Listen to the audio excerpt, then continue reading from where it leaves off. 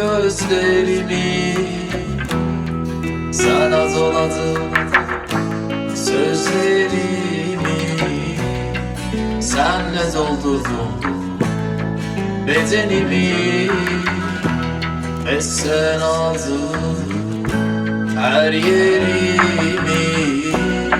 Uzakta etsen kendini, duymasan da sesimi, görmesen de bende seni. Sen aldı bu bedenimi,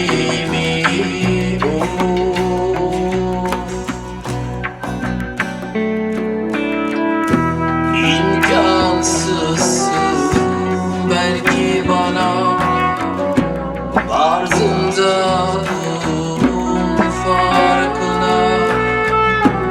Bu dipsiz yokluğunda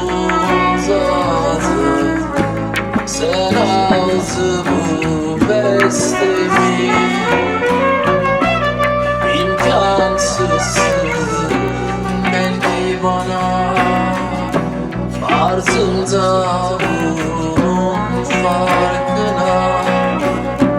Bu dipsiz yokluğunda sen aldın bu bestemi.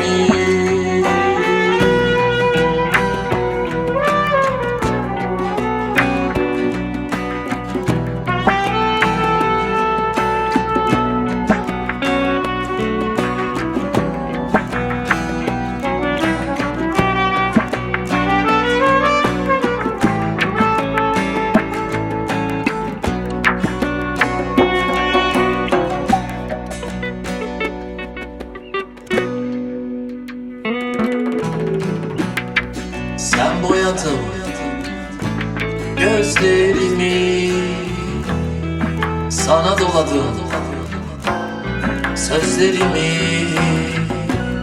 senle doldurdum bedenimi. Sen aldın her yerimi. Uzakta etsen kendini, duymasan da sesimi, görmesen de bende seni. Sen aldı bu bedenimi.